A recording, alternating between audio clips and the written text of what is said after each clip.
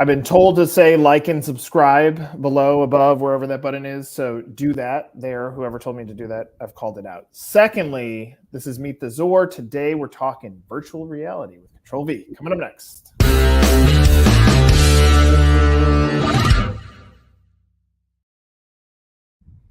All right, Robert, before we get into the brand story, I want to start with your story. How did you fall into franchising? Oh boy. Listen, I don't know if we have enough time to do that, but long story short is I was in the world of finance, buy-side investment management, basically hedge funds. And I worked with probably one of the best hedge funds that we have in Canada, sort of under the radar. And I learned the difference between a good company and a great company very specifically. And so when I left that industry, because of some culture shifts and started a number of other companies, it was always about making a great business. You know, I was the business guy behind it, not necessarily the tech guy or whatever it was. So eventually, started a company with a friend of mine that, produced a piece of cinema eyewear in the Hollywood industry. We pitched to Sony, Paramount, Fox, Universal, all the major celebrities, independent studios, and eventually gravitated that over to gaming. And while using that technology in gaming, we became very aware of the consumer release of virtual reality. And we said, hey, listen, this might be a better path to go down. And so we went down that path and took the risk to open up the world's first virtual reality arcade. And then when we saw how wonderfully it was doing, we're like, listen, this could be an opportunity for a lot of people to get into this industry, to help elevate lives and elevate experiences. So how can we grow this? How can we offer that? And we sort of went down the path of franchising and said, all right, let's give it a shot. And here we are today. What year did you franchise the business? 2016. So if you go back, and this is always fascinating to me, you go back to the day before you fall into franchising. Obviously, you've made the decision, you've set up the framework, and you're now going to go through the process of actually franchising the business legally. Did you understand what franchising was, and what were some of the roadblocks that you had to overcome maybe in the early stages? Mm-hmm. Yeah, I did understand what franchising was from like a business model standpoint, because as an investor, I had to understand how they work and how to value them and, check their governance board and all that sort of stuff, right? But I think one of the biggest roadblocks once we took the dive into franchising was trying to understand that this is way more than just a business model. It's way more than just step and repeat. These are real people's lives that they're entrusting into you and your idea and your leadership and your vision, and you have to be accountable for that. And it's not just as simple as like, hey, here's an instruction manual on how to be a successful business person, but you got to work with them. You have to develop your interpersonal skills and really treat them as a partner. If you were zooming out and going back to investment banker, hedge fund, financial mindset, and you look at this brand, it's no longer yours, and you're looking at it, what is exciting about it from a business standpoint, and what are the areas of opportunity from a business standpoint? Yeah, I think the excitement is twofold. One is the brand, like the public appearance and the voice. It's very refined. It's not a small mom and pop shop. It's a proper business. And the second thing is definitely the business economics behind it. Knowing the industry and how a lot of people are struggling, whether it's within location-based entertainment or otherwise. I think we're super proud as to how the business is put together, especially given all the hurdles that we've gone through. But when it comes to sort of growth, I think the biggest thing that we need to work on is actually conveying our message to potential franchise investors. A lot of people think we are a gaming outfit. Your 18 to 25-year-old male gamer is going to come shoot some zombies.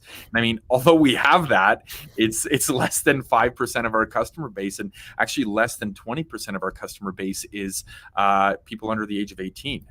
These are young adults that come in 25 to 55 years old, done school, have some disposable income, and they're not just coming in for gaming. I mean, we've got escape rooms or lock rooms. There's schools that come in or homeschool families to learn chemistry, astronomy, biology, cardiology.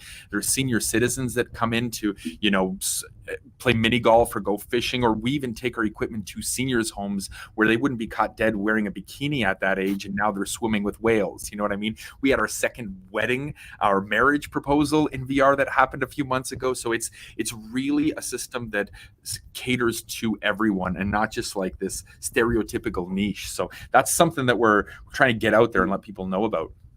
Do you think we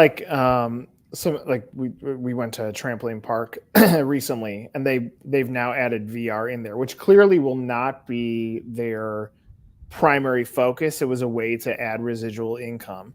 Or you take what Meta's done with the Oculus. Like, are some of those things good for you, and that it continues to educate that this, from an entertainment standpoint, it exists, but it could also it just fits into life in general? Yeah, so for the most part, it's good. A rising tide lifts all ships. So it helps educate people as to what VR is. So we always support them, even our competitors. Let's do this. But from a different standpoint is, we're incredibly proud of the model that we've created. And if you look at our Facebook and Google reviews, you'll see an outstanding amount of positive reviews. And the danger is, with a lot of companies sort of adding VR to their offering as just like a side hustle, there is a high potential that they may damage a person's first experience in VR, which now requires you to have to re-educate the market and say, listen, they really didn't know what they were doing, they didn't staff it properly, they got the wrong content in, nothing was cleaned, etc. Come back and give us a shot.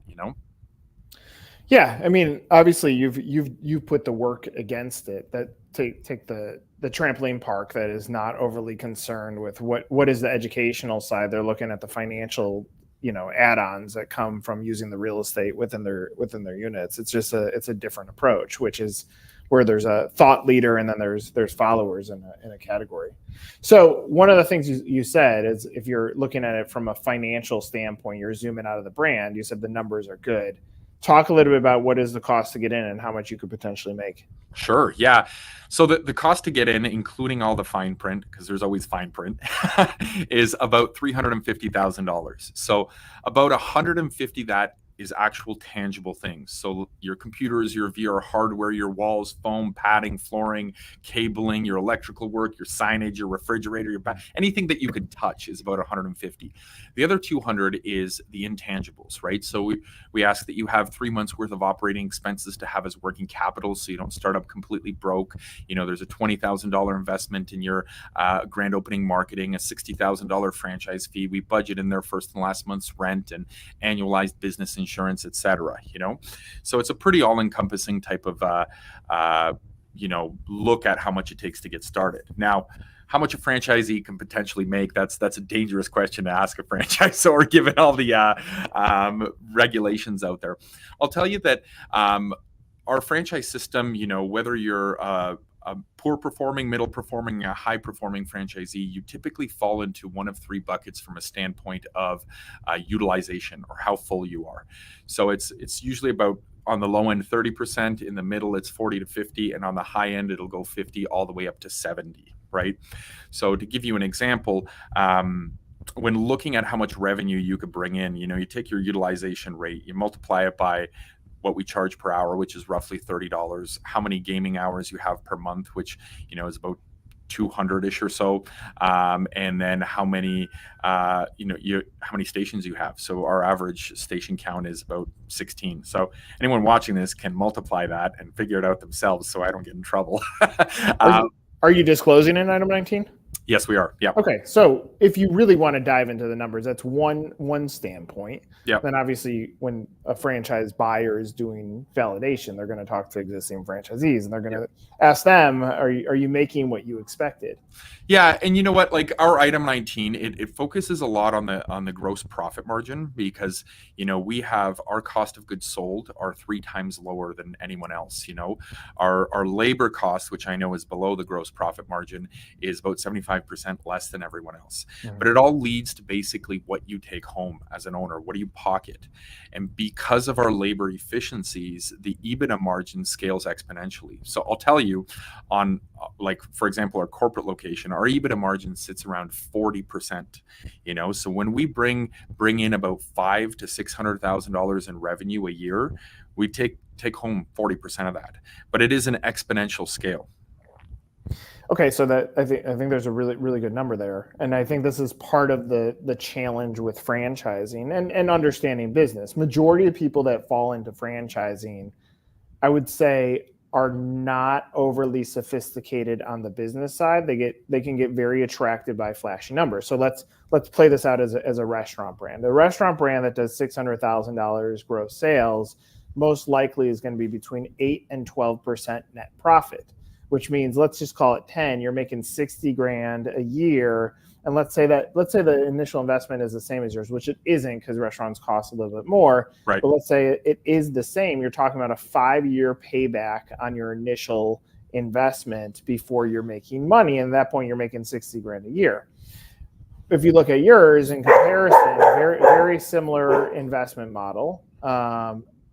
So sound there at a 40% net, which does a 40 include, like, did you remove royalty out of that? Yep.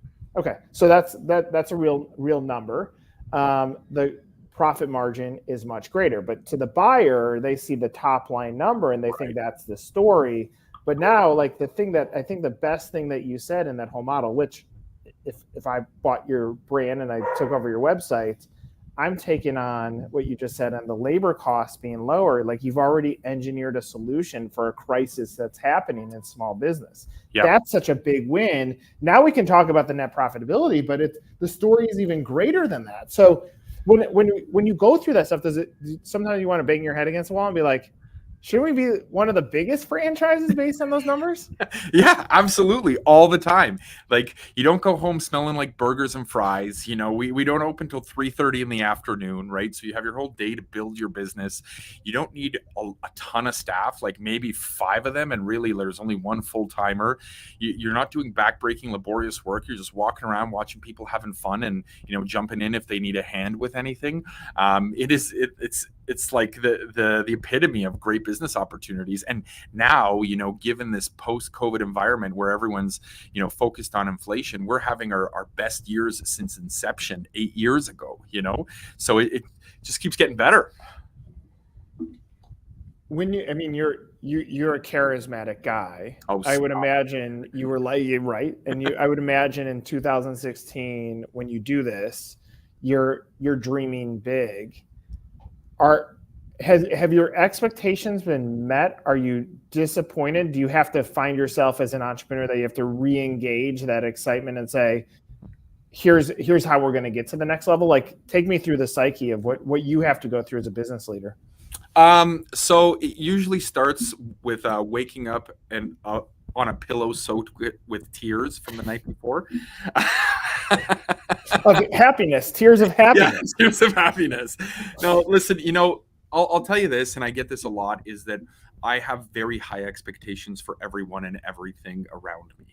My expectations are typically never met, so I have to spend time to sort of taper those off and bring myself back to reality and be like, yeah, this 3-month project cannot be done next week, but the excitement's there. And the excitement's there is because we have like a wonderful sort of, plan or trajectory that we map out and we write down and we take all the steps to get towards it, right?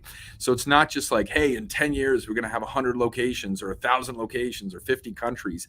It's like, what are we doing in the immediate 90 days, 1 year, 3 years to try to get there? Because breaking it down into those steps helps you achieve those goals. So we can set whatever big, hairy, audacious goal we want. As long as we break it down, we come up with a plan to achieve it. And I'm so thankful for the team because they're on board and they're doing that too, along with our franchisees as well.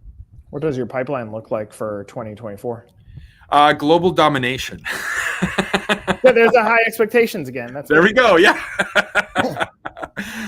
So pipeline looks, we're aiming for each location to have a 10 or 11% year over year growth, which I think is very reasonable, since this year some of our locations were doing 20% year over year. So we're, starting with modest goals. And we're going to do, we're aiming to do between 2 and 5 new locations. I mean, if more come around, then we'll absolutely do that. But that's kind of our more modest goal that, helps me manage my expectations. Have you run into any non-compete issues with other brands, like a trampoline park? Like, would they prohibit their franchisees from buying this? I haven't run into any non-compete issues, honestly. I don't think anyone would prohibit them because, I mean, on a micro level, you could say another virtual reality arcade is a competitor. But when you look at macro competition, it's anything that people do outside the home. As soon as you leave your front door, people should come to us instead of going out for dinner, or come to us instead of going to a movie. Like it's you could really factor in anything as a competitor. So there really aren't very many. I haven't seen any non-competes. Like, if I'm thinking, if I'm advising a franchise community on why to look at this, I mean, if I just go against the concept of birthday parties, just stop there. And so kids aren't going to go to a jumpy house or a trampoline park every year. They want something new. And so if you're a franchise owner with another brand that's already built up the customer base, on day one, on top of the 20,000 you're going to spend on grand opening, you actually have an inventory of human beings that you get to market to right away that are ultimately going to make life decisions based on the relationship that they have with the brand.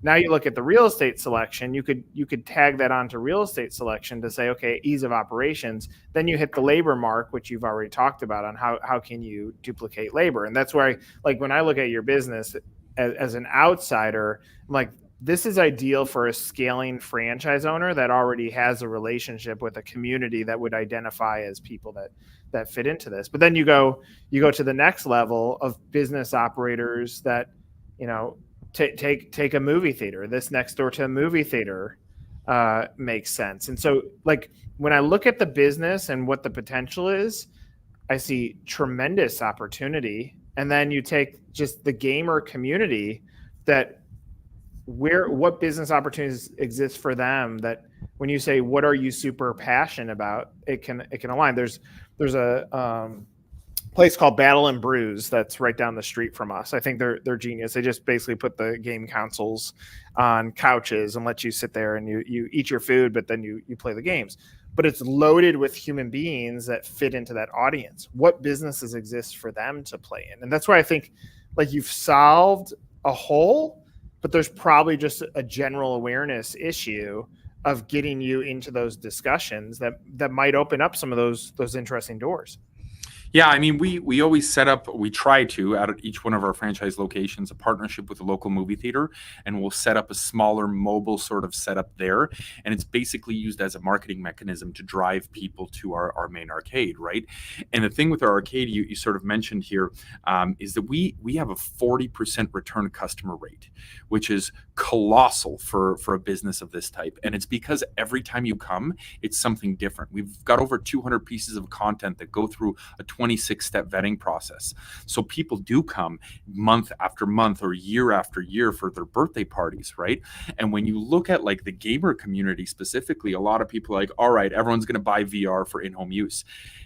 The answer is no, they're not. That time has passed. In-home VR hasn't taken off because the main thing is the multiplayer component. Just because you have it doesn't mean your friends have it. That same thing happened with the Nintendo Wii. And Facebook, or Meta, was supposed to be the champion that did this. And they did a horrible job. They invested a lot of money. They're now scaling back, which has bolstered our entire business. Even people that do have VR at home, they're coming to Ctrl V to play with their friends because their friends don't have it. Yeah. And if you're going to spend that money on some sort of gaming console at home, you're going to do it on the new PlayStation or the new Xbox, where the community already exists. So not only are we taking advantage of all of these different facets, but we're building that community. I know it's always tough to say you're building a community because you're trying to create a network effect here, but it's working. Do you sell the VR sets out the door? Do we sell them? Sorry, pardon me? Yeah, would you sell a VR set? Nope. No, I don't think we would. I mean, we have a license and agreement to, like, we're authorized resellers, Yeah. but we need to be conscious of what is commercially viable for our franchisees. And the highest revenue per square foot comes from operating a station, not having any retail, not having any food and beverage, none of that sort of stuff, none of the crazy peripherals that are built out of Korea, or partnering with, another type of location-based entertainment. This model works, so might as well leverage it.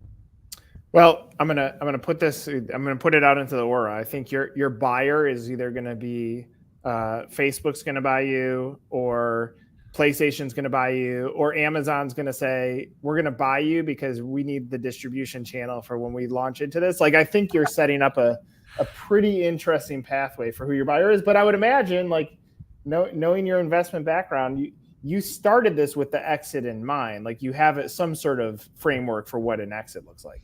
Well, I do, but here's the twist on the high expectations.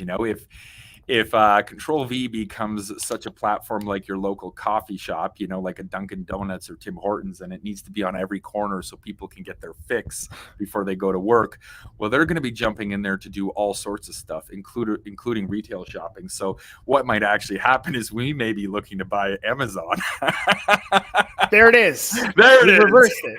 I mean, I like it. Look, I also dream big. I also have probably large ambitions on my expectations. But, business, the function of your business of strong unit level economics as compared to similar type investment models, at the very least, sets you up for a pathway that this should have some good growth, Mm-hmm. So, well, I think you've done a great job of getting to this level. I would imagine you have other ideas in your head for what businesses come next. So I'll look forward to watching that materialize. But thanks for sharing some of your story. Wonderful. Thanks for having me, Nick. For Robert, I'm Nick. This is another episode of Meet the Zor.